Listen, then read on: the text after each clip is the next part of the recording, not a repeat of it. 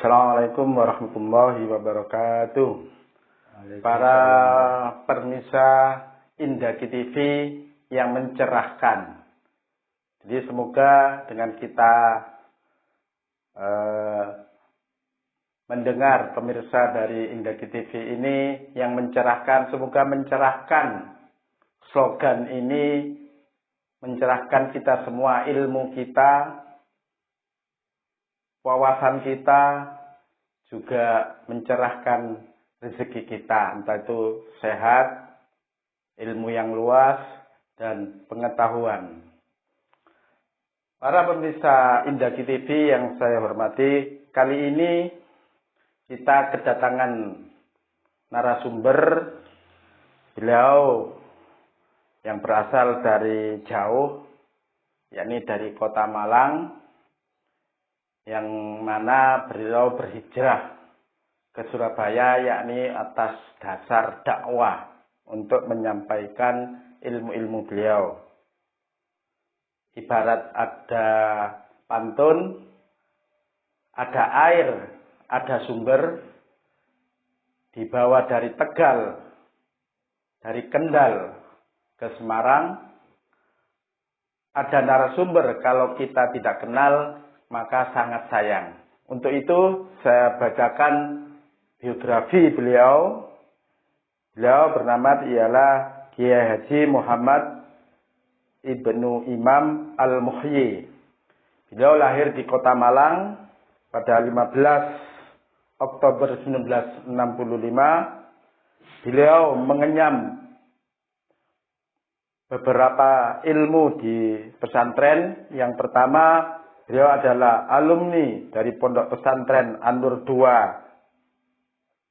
Malang, atau yang kita kenal sekarang dengan Pondok An-Nur Wisata, yang mana ada programnya juga yang milenial, yakni program One Day One Hadis.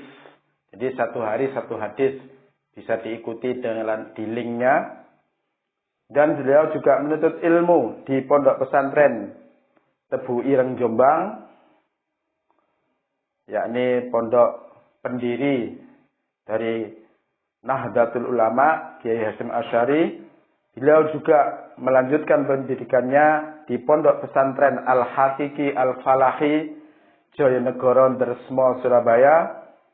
Juga beliau mengenyam pendidikan di kampus Al-Azhar Surabaya.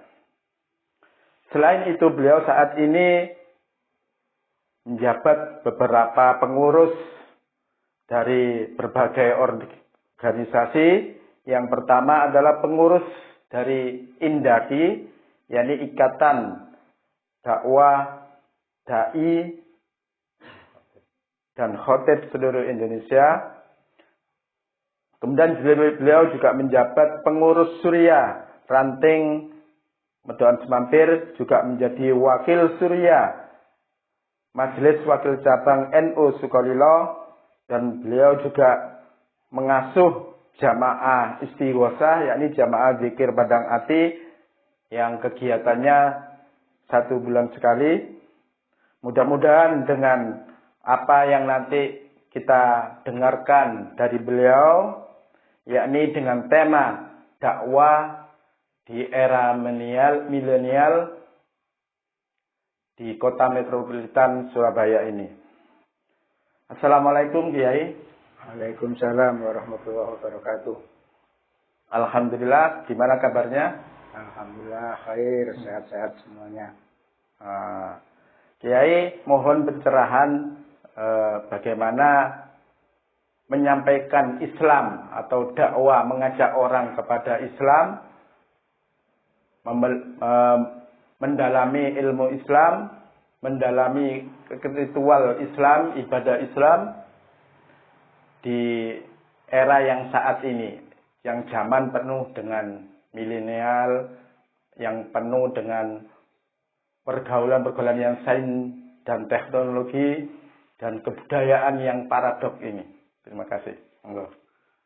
Assalamualaikum warahmatullahi wabarakatuh. Bismillah, alhamdulillah, wa ni'matillah, wa la hawla wa la quwata illa billah, amma ba'dah. Faqad qala Allah Ta'ala fi kitabil aziz, a'udzu billahi minasyaitonir rajim. Ud'u ila sabili rabbika bil hikmah wal mau'izatil hasanah wajadilhum billati ahsan.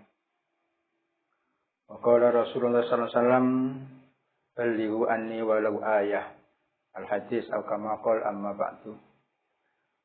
Para pemirsa Indaki yang saya hormati dan yang saya banggakan, alhamdulillah di malam hari ini kita bisa bermuajahah, bisa bertemu muka dalam rangka mengisi acara Indaki, Ikatan Dakwah Dai Khotib Indonesia, yang kesekian kalinya saat ini kita bisa hadir, yang dengan harapan mudah-mudahan dengan apa yang nanti akan saya sampaikan bisa membawa ilmu yang bermanfaat, membawa keberkahan, utamanya bagi kehidupan kita beragama, khususnya di kota metropolitan. Amin, amin, Allahumma amin.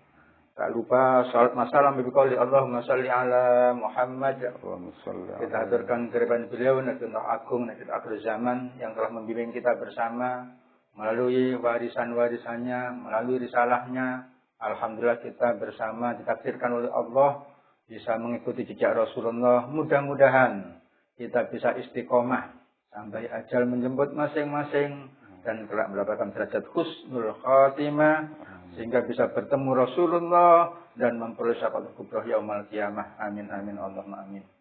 Hadirin para pemirsa Indaki yang berbahagia, memang dalam kehidupan berbangsa, beragama, utama di kota metropolitan itu memang kita butuh kejelian, karena memang tugas kita tidak hanya para dai sebenarnya, semua ini punya tugas ya untuk menyampaikan kebenaran yang dibawa oleh Rasulullah Muhammad SAW.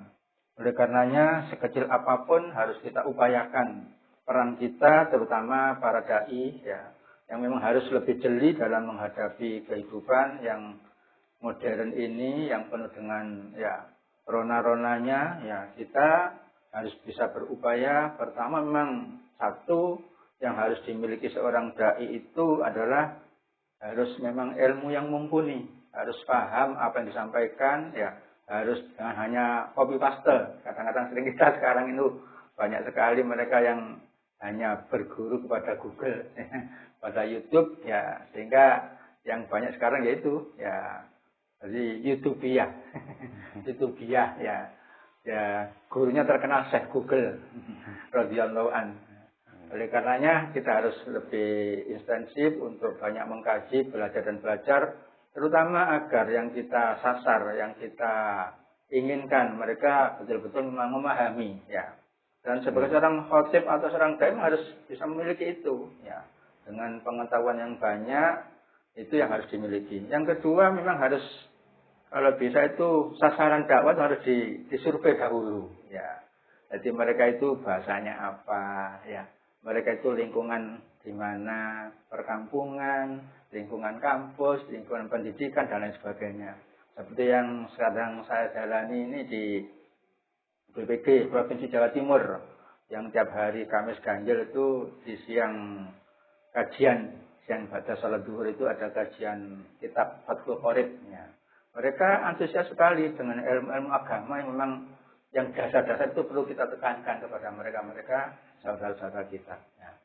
Kemudian yang perlu kita lakukan juga ya dalam berdai, dalam mengajak ini memang harus bisa ya menimba sumber sebanyak mungkin, ya sehingga akan sesuai yang kita harapkan.